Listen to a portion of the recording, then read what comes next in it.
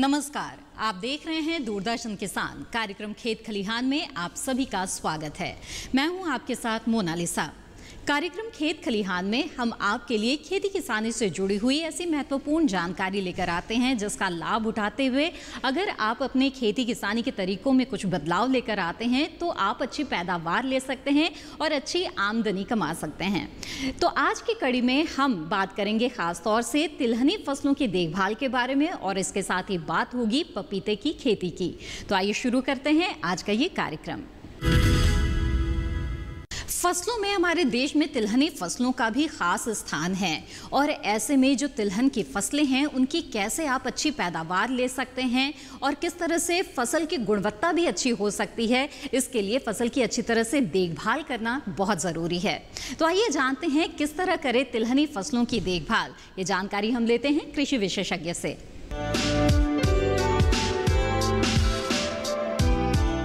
आज हम बात करेंगे तिलहनी फसलों में उचित देखभाल के बारे में, जिससे कि हम अधिक से अधिक पैदावार ले सकें। खरीफ के मौसम में तिलहनी फसलों के बारे में अगर हम बात करें तो मुख्य रूप से 3 फसलें हैं जो हमारे देश में लगाई जाती हैं, जिनमें पहली फसल जो है वो सोयाबीन की फसल है, उसके बाद मूंगफली और तिल। इसके साथ साथ में कुछ क्षेत्रों में राम तिल भी लगाते हैं, इसको हम नाइजर भी बोलते हैं। तो पहले हम बात करेंगे सोयाबीन के बारे में।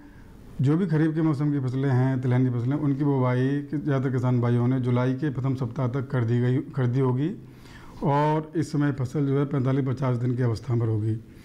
यह बरसात का मौसम है, तो पहली बात यह आती है कि बरसात के मौसम में ये ध्यान रखने वाली बात है कि जहाँ पे अधिक बरसात हो रही है वहाँ आवश्यकता से अधिक पानी को हम किसी भी तरीके से खेत से बढ़िया से निकास कर दें और खेत में पानी बिल्कुल भरने ना दें, क्योंकि हम जानते हैं सोयाबीन और मूंगफली की फसलें तिलहनी फसलों के साथ साथ में ये दलहनी ग्रुप में भी आती हैं। दलहनी मतलब इनकी गांठों में ग्रंथियां बनती हैं जो कि हवा से नाइट्रोजन को ज़मीन में फिक्स करती हैं।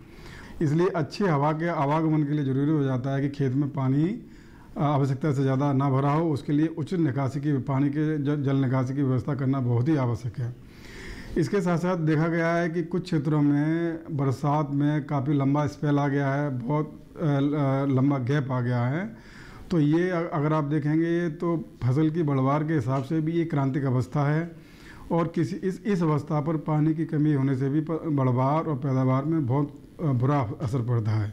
तो जहाँ पर बरसात नहीं हो पा रही है या लंबा ड्राई स्पेल आ गया है, पानी की कमी लग रही है, एक अगर सिंचाई कर देते हैं तो इसका लाभ आपको अच्छी बढ़वार और पैदावार के रूप में दिखाई पड़ेगा। इसके साथ साथ में कुछ और बातें हैं, जैसे कि खरीफ के मौसम में मुख्य रूप से आप देखेंगे बहुत ही अनुकूल मौसम होता है फसल की बढ़वार के लिए।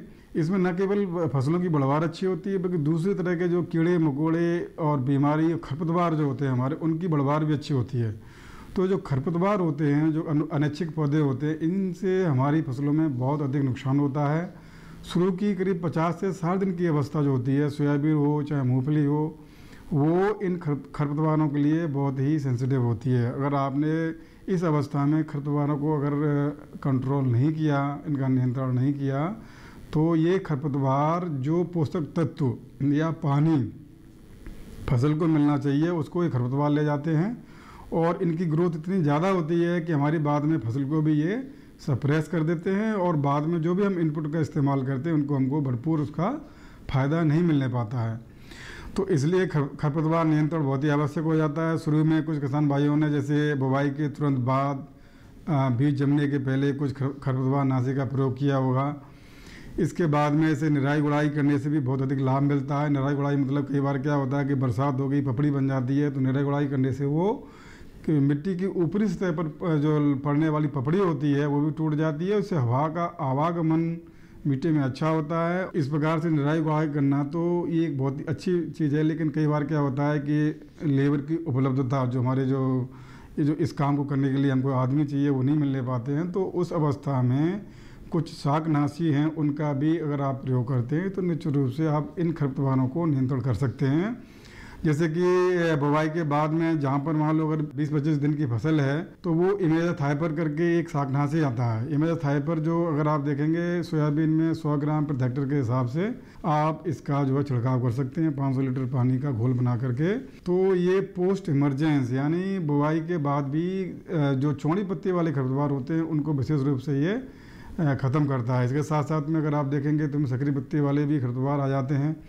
तो ये इमेजाथाइपर के जैसे हमने बात की, ये न केवल सोयाबीन में बल्कि मूंगफली के लिए भी संतुति इसकी की जाती है इमेजाथाइपर की। और अगर इसमें बात याद रखने वाली बात ये है कि फसल की जो अवस्था है वो 25-30 दिन से ज़्यादा नहीं होनी चाहिए। अगर आपकी फसल 50-60 दिन की है तो हो सकता है कि इमेजाथाइपर का प्रयोग करने से बहुत ज़्यादा लाभ ना मिले। 25-30 दिन की फसल है तो इमेजाथाइपर का आप इस्तेमाल कर सकते हैं 100 ग्राम प्रति लीटर के हिसाब से।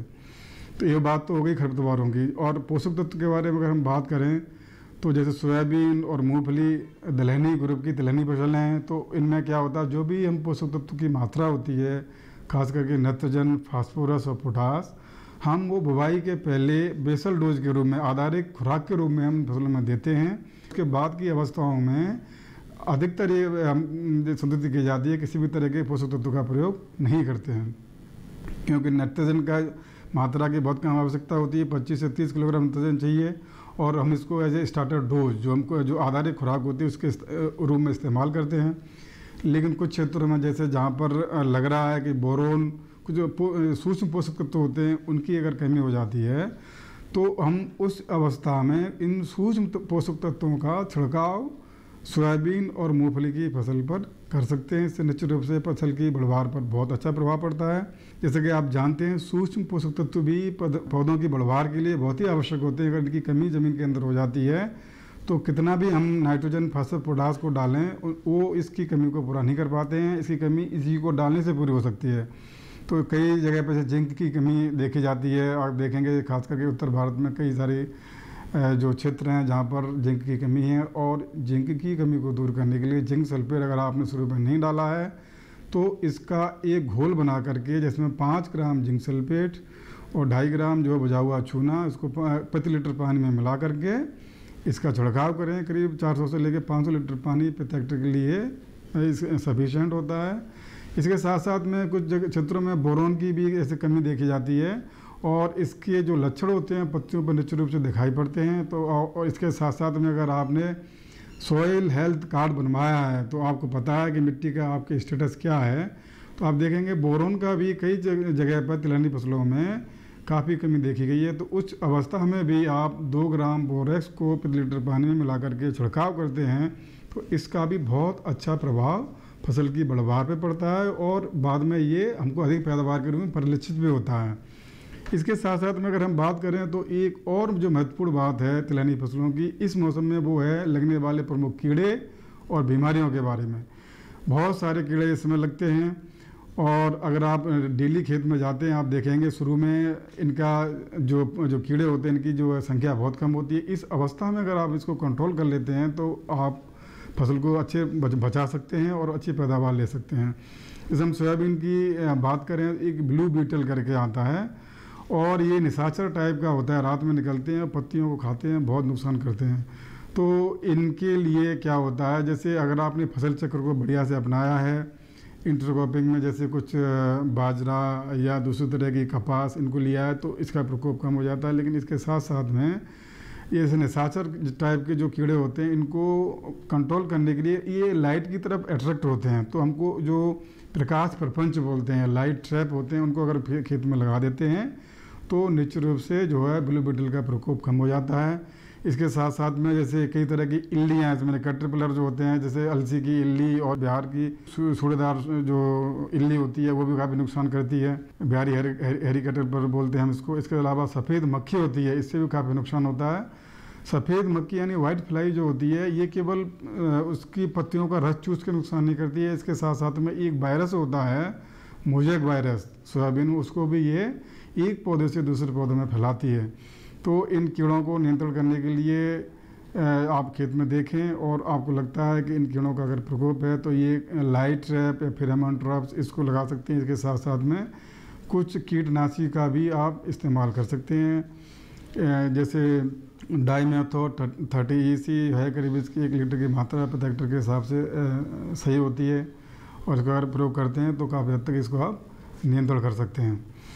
इसके साथ साथ में बीमारियों की अगर बात करें तो फफूंदी से लगने वाली बीमारी, इसके साथ फफूंदी के साथ साथ में विषाणु जो वायरस होते हैं उनसे बीमारी लगती है। फफूंदी से लगने वाली बीमारियों में अगर हम बात करें तो कई तरह के जैसे सील्डिंग रॉट, कॉलर रॉट, बाद में तना विगलन की बीमारी आ जाती है और फसल में काफ़ी नुकसान होता है। एंथ्रेक्नोज जो होता है, बाद में एंथ्रेक्नोज जो है ये सर्गोस्पोरा करके होता है, ये बाद में एंथ्रेक्नोज जो होता है कोलेडोट्राइकम फंगस होता है और ये सोयाबीन की फली को भी नुकसान करता है।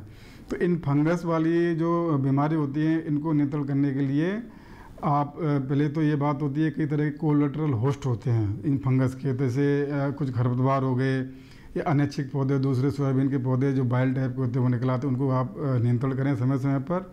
फसल चक्र को आप बढ़िया तरीके से अगर अपनाएंगे तो भी आप इन फंगस के जो इनाकुलम होता है उसको कम कर सकते हैं। और विषाणु वाली जो बीमारी होती हैं जो मुख्य रूप से सफ़ेद मक्खी फैलाती है, तो सफ़ेद मक्खी का अगर आप कंट्रोल करते हैं तो विषाणु वाली बीमारी को भी रोक सकते हैं। इसके साथ साथ में आप इस बात को भी ध्यान रखें, कई सारी बीमारी और कीड़े ऐसे हैं जो कुछ किस्मों में नहीं लगते हैं। कई सारी जो रोग रोधी किस्में को विकास किया गया है, आप आपके नज़दीकी किसी विज्ञान केंद्र या ICAR का कोई भी अगर संस्थान है वहाँ पर जाकर के पता करें कि आपके क्षेत्र के लिए इस तरह की रोग रोधी किस्में जो संशोधित की जाती है उन्हीं का आप प्रयोग करें, तो आगे चल करके इनका प्रकोप कम से कम होगा। इसके साथ साथ में जैसे रस्ट होती है, रौली बीमारी होती है, ये भी सोयाबीन में आती है, तो इसके नियंत्रण करने के लिए कुछ जैसे अगर आपको दिख रहा है पत्तियों में पाउडर जैसा बनने लगता है, तो रस्ट को नियंत्रण करने के लिए जैसे कुछ फंजीसाइड्स होते हैं, इसमें आजकल से प्रोपोगोनिजोइल करके एक बहुत अच्छा फंजीसाइड है, इसे करीब 0.1% की मात्रा को इस्तेमाल करें करीब 400-500 लीटर पानी में मिला करके, और ये काफ़ी हद तक जो है आपकी रस्ट की बीमारी को रोक सकता है।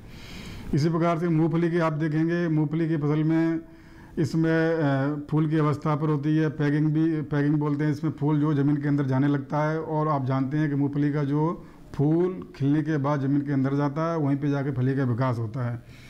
तो इस बात का ध्यान रखें, जैसे कि अगर फूल की अवस्था है, पैकिंग होने वाली है, तो अगर आप थोड़ा इसमें मेड़बंदी कर देते हैं, थोड़ा मिट्टी को छुड़ा देते हैं, तो पैकिंग बहुत अच्छी तरीके से होती है। तो अगर आपको लग रहा है कि इस अवस्था पर आवश्यकता है खरपतवार नियंत्रण की, तो अगर फसल आपकी करीब 50 दिन के आसपास है तो आप सावधानीपूर्वक हैंडो के माध्यम से वीडिंग कर सकते हैं। लेकिन जहाँ पर फसल की अवस्था 25 से 30 दिन की है मूंगफली की, तो वहाँ पर हम जैसे पहले भी बात किया, उसके लिए इमेजाथाइपर करके जो शाकनाशी आता है उसकी करीब 50 ग्राम प्रति हेक्टेयर की मात्रा का इस्तेमाल अवस्था पर करेंगे तो काफ़ी हद तक आप खरपतवारों को रोक सकते हैं।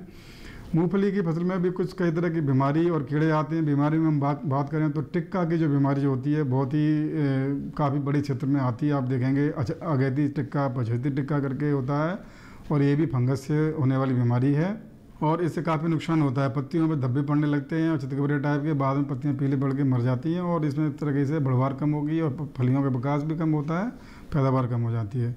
तो शुरू में अगर पौधे कम हैं तो उनको आप निकाल दें। इसके साथ साथ में अगर ज़्यादा आपको दिख रहा है तो आप जैसे फंजीसाइड की हमने बात की, प्रोपोगोनिजोल जो होता है 0.1%, इसका अगर प्रयोग करते हैं, छिड़काव करते हैं, तो आप टिक्का बीमारी को काफ़ी हद तक रोक सकते हैं। इसके साथ साथ में अगर टिक्का की बीमारी हर बार आपके खेत में आ रही है तो आप फसल चक्र को अपनाएं इसमें, और रबी की और गर्मी के मौसम में मूंगफली को ना लगाएं, केवल खरीफ के मौसम में ही लगाएं। उसके साथ साथ में बाजरा, कपास, कुछ दलहनी फसलों के साथ में रोटेशन में फसल चक्र में जो है आप इसको लगाते हैं तो निश्चित रूप से इसकी जो इनाकुलम होता है फंगस का, जो बीमारी फैलाने वाली जिसका कार्ड होता है वो कम हो जाता है। इसके साथ साथ में मूंगफली में भी कई तरह के कीड़े जो हैं लगते हैं, जिसमें जैसे वाइट ग्रब है, इससे भी काफ़ी नुकसान होता है, और कई तरह की इल्लियाँ भी जो लगती उनसे भी नुकसान होता है। तो इसके लिए भी इसमें जैसे कुछ लाइट ट्रैप जो होते हैं वो लगा सकते हैं। और सबसे बढ़िया इसमें अगर आप देखेंगे जैसे कुछ मित्र कीट होते हैं, जैसे लेडी बर्ड बीटल कॉक्सिनेला बोलते हैं, इसमें जो है इसकी पीठ जो होती है बहुत चिकनी और पिंक कलर की होती है, उसको अगर खेत में रहता है तो उस अवस्था में आप कोई भी तरह का कीटनाशक का प्रयोग न करें। ये इसका मित्र कीट होता है हमारा, और इन इल्लियों को, कई सारे कीड़ों को खार के नुकसान मतलब उनको अपने आप कंट्रोल कर लेता है। इसके साथ साथ में से कई सारी इल्लियाँ होती हैं, उनका भोजन चिड़ियाँ भी होती हैं।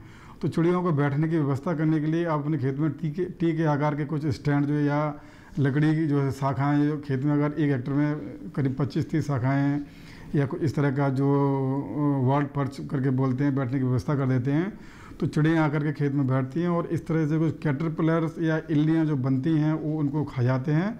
और इस प्रकार से ये इको फ्रेंडली और बिना किसी लागत का आपकी जो है काफ़ी हद तक कीड़े और मकोड़े हैं उनका नियंत्रण हो जाता है।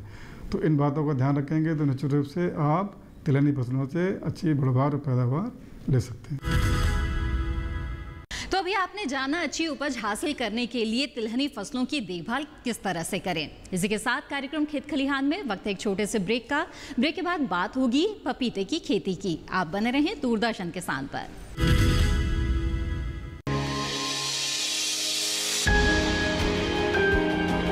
सहेजें कण कण को, सुंदर दे रूप रंग आकार, स्वस्थ जीवन रहे जमीन पर, इंद्रधनुष हो साकार। देखिए प्रकृति की ओर गुरुवार सुबह 9:30 पर।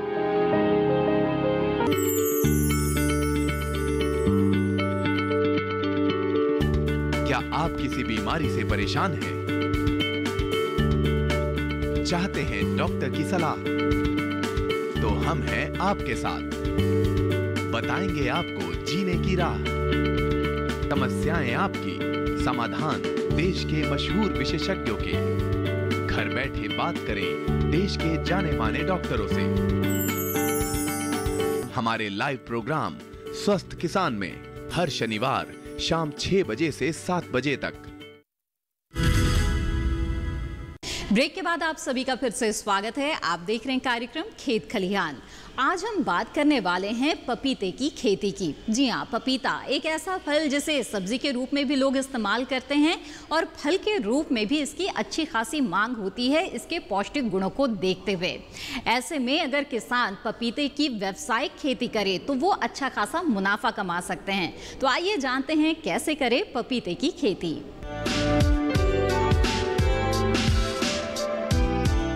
आप जानते हैं पपीता बहुत ही महत्वपूर्ण फल है।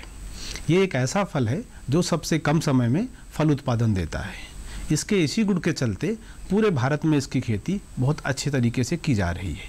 लेकिन ऐसे क्षेत्र जहाँ पर गर्मी बहुत अधिक होती है और ठंड बहुत पड़ती है, उन क्षेत्रों में पपीते की खेती में तरह तरह की बाधाएं या समस्याएं उत्पन्न होती हैं। इनसे बचने के लिए हमारे पास विकल्प भी बड़े सीमित से हैं। लेकिन यह जानना आवश्यक है कि जो वर्तमान में मौसम चल रहा है, ये मानसून का समय चल रहा है, मानसून पूरे भारत में सक्रिय है। ऐसे में हम पपीते की खेती में क्या कर सकते हैं? पहले जानना यह आवश्यक है कि वो कौन कौन सी किस्में हैं जिनका उत्पादन करना चाहिए। पपीते में 2 तरह की किस्में होती हैं, एक द्विलिंगी होती है, दूसरा उभयलिंगी होती है। द्विलिंगी किस्में ऐसी हैं जिनका नाम है जैसे पूसा नन्हा है, पूसा ड्वार्फ है, पंत पपीता 1 है, 2 है। इस तरह की किस्में द्विलिंगी कहलाती हैं। इसमें नर अलग होता है और मादा अलग होता है। इस तरह की किस्मों को उत्पादन करने में एक अच्छी बात यह होती है कि इसमें जितने भी मादा पौधे होते हैं उनमें समान रूप से फूल भी आता है, फल भी आता है और उत्पादन अच्छा होता है, खास करके उत्तर भारत और मध्य भारत और पश्चिम भारत के क्षेत्रों में। लेकिन समस्या ये होती है कि आपके खेत में जो 100 पौधे होंगे मान लीजिए, तो उसमें से 50 पौधे नर के होंगे जिसमें से 40 आपको हटाने पड़ेंगे, सिर्फ 10 रखने पड़ेंगे ताकि जो परागण और निषेचन की प्रक्रिया हो अच्छे से पूरी हो सके। इसके चलते होता क्या है कि जब हम 1 हेक्टेयर के लिए पपीता लगाते हैं तो हमें एक गड्ढे में 2 से 3 पौधे लगाने पड़ते हैं ताकि अधिक से अधिक पौधे हमें मादा मिलें और 80 से 90% जो पौधे हों उसमें फल आए और केवल 8 से 10% पौधे नर के रहें। अगर नर के पौधे अधिक दिखाई पड़ते हैं तो उन्हें हमें हटाना भी पड़ता है। लेकिन उभयलिंगी किस्में जैसे सिंटा रेड लेडी है, अर्का सूर्या है, अर्का प्रभात है, ये ऐसी किस्में हैं जिनमें नर और मादा की समस्या नहीं होती है। इसमें 2 तरह के पौधे होते हैं, या तो मादा होगा या उभयलिंगी होगा। उभयलिंगी जो है ये दक्षिण भारत के क्षेत्रों में या ट्रॉपिकल क्लाइमेट जो होती है उसमें काफ़ी अच्छा परफॉर्मेंस करता है। अनुकूल तापमान अच्छा यही रहता है कि 25 डिग्री सेल्सियस से लेके 37 डिग्री सेल्सियस के बीच में रहे तो पपीते की खेती बहुत अच्छे से हो सकती है। लेकिन उत्तर भारत के क्षेत्रों में और पश्चिम भारत में जो उभयलिंगी पौधे होते हैं, इसमें 2 से 3 तरह के फल होते हैं और मौसम के अनुसार फल का जो आकार है, चूँकि जो फूल आता है उसमें अंडाशय जो होता है उसका आकार बदलता है मौसम के अनुसार, इसीलिए परिणाम स्वरूप जो फल होता है उसका भी आकार बदलता है। इसलिए उन चीज़ों का ध्यान रख के ही किस्मों का चुनाव करें। अब आता है कि पौधे को किस समय लगाएं।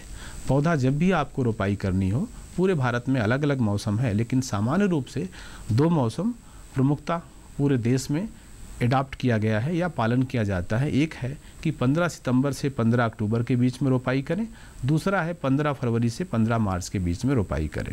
हालांकि दक्षिण भारत के कुछ क्षेत्रों में दिसंबर के महीने में भी रोपाई करते हैं, लेकिन ऐसे क्षेत्र बड़े सीमित हैं जो तमिलनाडु या उसके आसपास के क्षेत्र हैं। अगर आपको 15 सितंबर से 15 अक्टूबर के बीच में रोपाई करनी है तो पौध उससे करीब 2 महीना पहले तैयार करना होगा। जो मौसम अभी चल रहा है इसमें या तो आपने अपनी पौध तैयार कर रहे होंगे या तैयारी शुरू कर दी होगी। अगर आपको अक्टूबर के मध्य में रोपाई करनी है तो यथाशीघ्र उस पौध की तैयारी शुरू कर दें। अगर पौध आपकी चल रही है तो उसकी अच्छे से देखभाल करें। ये नेट हाउस या पॉली हाउस में हो तो बेहतर है, क्योंकि खुले में इस मौसम में जो विषाणु फैलाने वाले कीड़े होते हैं, खास करके सफ़ेद मक्खी और माहू, इनकी प्रचुर संख्या उपलब्ध रहती है। इससे खुले में उनमें विषाणु का जो प्रकोप है वो पौधे की शुरुआत में ही काफ़ी फैल जाता है और जब आप इसकी रोपाई करेंगे तो ये तेज़ी से प्रकट होगा। उससे बचने का तरीका है कि हम इनको नेट हाउस या पॉली हाउस मंगाएं। साथ ही साथ अधिक बारिश होने से पौधे के सड़ने की भी संभावना रहती है, उससे भी बचाव हो जाता है। लेकिन ध्यान रखें, अगर पॉली हाउस है तो उसमें एग्जॉस्ट फैन या हवा अंदर से बाहर करने वाला अवश्य होना चाहिए। नहीं तो जब भी तापक्रम ऊपर हो जाएगा, 37 डिग्री या 40 डिग्री सेल्सियस से अधिक होगा, तो तना और जड़ सड़न रोग की समस्या नर्सरी में या पौधशाला में बढ़ जाएगी। एक बार आपकी पौध जब 6 से 8 सप्ताह की हो जाती है तो उसके हिसाब से आप उसकी रोपाई कर सकते हैं। दूसरा है कि अगर आपको फरवरी और मार्च की रोपाई करनी है तो आपको पौध की तैयारी खास करके उत्तर भारत और मध्य भारत के क्षेत्रों में अक्टूबर महीने में की जाती है, क्योंकि दिसंबर और जनवरी के महीने में अंकुरण नहीं हो सकता। तापक्रम 20 डिग्री सेल्सियस से नीचे होता है तो अंकुरण नहीं होता, इसलिए हमें उसकी तैयारी पहले करनी पड़ती है। और दिसंबर के दूसरे सप्ताह तक जो आपकी पौध है वो तैयार रहती है और कम तापक्रम के चलते नई बढ़वार नहीं होती है। पौध यथास्थिति में पॉली हाउसेज में बनी रहती है। बाद में हम उसी की रोपाई 15 फरवरी से 15 मार्च के बीच में करते हैं। अगर आपकी फसल पहले से लगी हुई है या फरवरी मार्च 2018 में आपने रोपाई करी है तो उस फसल में अभी फूल आ रहा होगा, नए फल लग रहे होंगे। सामान्य रूप से देखा यह जाता है कि जहाँ जहाँ उभयलिंगी किस्मों की प्रमुखता है उस क्षेत्र में इस मौसम में फल जो रुकता है वो कम, उसकी संख्या कम हो जाती है। खास करके उभयलिंगी पौधों में जहाँ पर जो उसका स्टिग्मा होता है वहाँ कोई ना कोई ऐसा इन्फेक्शन फफूंद का हो जाता है, क्योंकि मौसम में आर्द्रता बहुत ज़्यादा है और फफूंद काफ़ी फैला होता है। उससे बचने का तरीका ये है कि बीच बीच में 10 से 15 दिन के अंतराल पर हमें 1 ग्राम बॉबिस्टीन प्रति लीटर में जल में घोलकर छिड़काव करना चाहिए। साथ ही साथ आप एक समस्या और देखते होंगे कि जो फल लग रहा है वो कुछ दिनों के बाद गिर जाता है। फल गिरने की समस्या होती है। मूल रूप से उसका जो कारण यही होता है कि फल का निषेचन प्रक्रिया पूरी नहीं होती है। उसको पूरा करने के लिए या कोई आपको रोग आया है फफूंद जनित जो स्टिग्मा के हिस्से में आता है, वहाँ से रोग आता है, तो उससे बचने का तरीका यही है कि बॉबिस्टीन की 1 ग्राम मात्रा को 1 लीटर जल में घोल के छिड़काव करें। साथ ही साथ जो एन हार्मोन होता है उसके 20 ppm की मात्रा को, मतलब 20 मिलीग्राम 1 लीटर जल में घोल के छिड़काव करेंगे तो ये जो हार्मोन से होने वाले फल गिरने की समस्या है वो कम हो जाएगी और जो आपके फूल आएंगे वो ज़्यादा अच्छी क्वालिटी के आएंगे, ताकि उनका परागण और निषेचन भी अच्छे से हो सके। यदि आपको किसी कारण से ये हार्मोन नहीं मिलता है बाज़ार में तो आप तमाम ऐसे सूक्ष्म पोषक तत्व हैं जिनकी मात्रा का ध्यान रखें। खास करके जिंक सल्फेट और बोरान है। आजकल तमाम निजी क्षेत्रों की कंपनियां ऐसे उत्पाद को लिक्विड फॉर्म में, तरल पदार्थ की मात्रा में भी बेच रहे हैं, जिनकी सभी लोगों ने एक ही मात्रा रखी है कि 2.5 मिलीलीटर मात्रा 1 लीटर जल में घोलकर छिड़काव करें तो उसमें जिंक सल्फेट भी मिल जाता है पौधे को, बोरान भी मिल जाता है और मोलिब्डेनम भी मिल जाता है, कॉपर भी मिल जाता है, आयरन भी मिल जाता है। इन सारे के होने से जो फूल और फल बनने की प्रक्रिया है उसमें काफ़ी सुधार होता है और फल गिरने की समस्या कम हो जाती है। दूसरी समस्या ये आती है इस मौसम में कि आप देखेंगे तरह तरह के विषाणु रोग आते हैं। एक जिसे पर्णकुंचन रोग कहते हैं या लीफ कर्ल वायरस कहते हैं, वो बहुत ज़्यादा फैलता है इस मौसम में। पहला ध्यान ये रखें कि खेत में कोई भी खरपतवार ना होने दें। दो कीड़े जैसे सफ़ेद मक्खी और माहू दोनों ही विषाणु फैलाते हैं। सफ़ेद मक्खी पर्णकुंचन या मरोड़िया रोग को फैलाती है और माहू जो है वो रिंग स्पॉट वायरस या पपीता रिंग स्पॉट वायरस, छोटे छोटे रिंग नुमा शक्ल बन जाती है पत्ते पे, पत्ते टेढ़े मेढ़े हो जाते हैं, उस रोग को फैलाता है। और दोनों को बचने का कोई सीधा तरीका नहीं है। एक तरीका यह है कि ये दोनों ही कीड़े जो फैलाते हैं रोग को, ये मूल रूप से पपीते के ऊपर रहते नहीं या उनके ऊपर इनका पोषण नहीं होता। ये आसपास की झाड़ियों में या खरपतवार के बीच में छुपे रहते हैं या आसपास की फसलों पर रहते हैं। तो पहला ध्यान ये देंगे आपके खेत में बिल्कुल भी खरपतवार ना हो, पानी ना रुकने पाए कहीं पर, जिसके चलते कि कहीं जड़ सड़न की समस्या हो जाए या तना गलन की समस्या हो जाए। तो खेत ऊँचा हो या अगर पानी रुकता भी है तो जल निकास की उचित व्यवस्था करें कि जैसे ही बारिश हो पानी निकाल दें। अब आई बात कि खाद एवं उर्वरक की। अगर खाद और उर्वरक आपके यहाँ पहले से पड़ा हुआ है तो अच्छी बात है, अगर नहीं भी पड़ा है तो आपको उसकी टॉप ड्रेसिंग करनी चाहिए। पपीते में सामान्य रूप से 8 से 10 किलोग्राम सड़ी गोबर की खाद हम डालते हैं जब हम पौध की रोपाई करते हैं, उससे ठीक 1 हफ्ते पहले या 2-4 दिन पहले। दूसरा है कि जो उर्वरकों की मात्रा है ये काफ़ी आवश्यक है, क्योंकि नाइट्रोजन, फास्फोरस और पोटेशियम की आवश्यकता काफ़ी बड़ी मात्रा में पपीते को होती है। और पपीता अपने आप में एक ऐसा फल है कि जिसमें एक ही समय पर नए पत्ते भी आते हैं, पौधे की बढ़वार भी होती है, फूल भी आता है, फल का विकास भी होता है और कुछ फल पकने को भी तैयार हो जाते हैं। ये प्रक्रिया साथ साथ चलती है। इसलिए नाइट्रोजन और पोटास की जो मात्रा है उसको हम बाकी की 3 से 4 बार अलग से डालते हैं। सामान्य रूप से 125 से 135 दिन के बीच में इसके फल पकने शुरू हो जाते हैं या पकने के लिए तैयार हो जाते हैं। लेकिन कई बार तापक्रम में घटाव या बढ़ाव के चलते ये दिन घट और बढ़ भी सकते हैं। एक अच्छा तरीका ये है, आप कोई भी एक नीडल लीजिए जिसमें पहले से कोई इन्फेक्शन ना हो, उसको हल्का सा आप फल के ऊपर, जो फल आपको लगता है कि पुराना है, बड़ा हो गया है और हल्का हल्का उसमें गाढ़ा हरा रंग है या हल्का पीला की तरफ जा रहा है, तो उसके ऊपर हल्का सा निडल को छुआइए। अगर वहाँ से दूध निकलता है तो इसका मतलब फल बिल्कुल तैयार नहीं है तोड़ने के लिए या पकने के लिए। अगर दूध नहीं निकलता है, पानी हल्का सा पानी निकलता है और वो आपके फल की सतह पर ही रुक जाता है, गिरता नहीं है, तो इसका मतलब है कि आपका फल पूरी तरह से पकने के लिए तैयार है। ऐसे फल को तोड़कर आप बाज़ार में बेच सकते हैं। दूसरी एजेंसियां हैं, जैसे आप कर्नाटक से, आंध्र प्रदेश से, दिल्ली के बाज़ार में फल आता है या गुजरात से आता है, छत्तीसगढ़ से आता है, ये सारे कच्चे फल ही दिल्ली तक आते हैं, कलकत्ता तक या मुंबई तक जाते हैं। वहाँ पे जो अलग एजेंसियाँ हैं वो इनको जो इथिलीन के चैम्बर्स होते हैं उनमें डाल के पका के फिर जो आसपास के बाज़ार में होते हैं वहाँ इनका विपणन करती हैं। किसी भी ऐसे रसायन का प्रयोग ना करें जिससे कि स्वास्थ्य पे जो भी उपभोक्ता है उसका विपरीत प्रभाव पड़े। खास करके कार्बाइड जैसी चीज़ों का बिल्कुल प्रयोग ना करें। और इथेनॉल का प्रयोग कर सकते हैं, लेकिन कभी भी फल पका के उसको फिर बाज़ार के लिए ना जाएं, क्योंकि पपीते का फल बहुत नाजुक होता है। जब भी आप इसको ट्रांसपोर्ट करेंगे एक स्थान से दूसरे स्थान तो बहुत जल्दी इसमें नुकसान होता है। इसलिए कच्चे फल का ही विपणन करें, लेकिन वो फल जो पकने के लिए तैयार हो।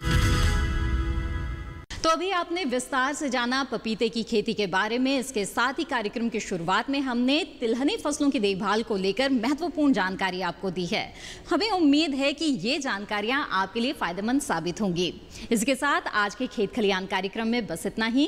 कार्यक्रम की अगली कड़ी में हम फिर हाजिर होंगे कुछ और खास जानकारियां लेकर। तब तक के लिए दीजिए इजाजत। आप बने रहिए दूरदर्शन किसान पर। नमस्कार।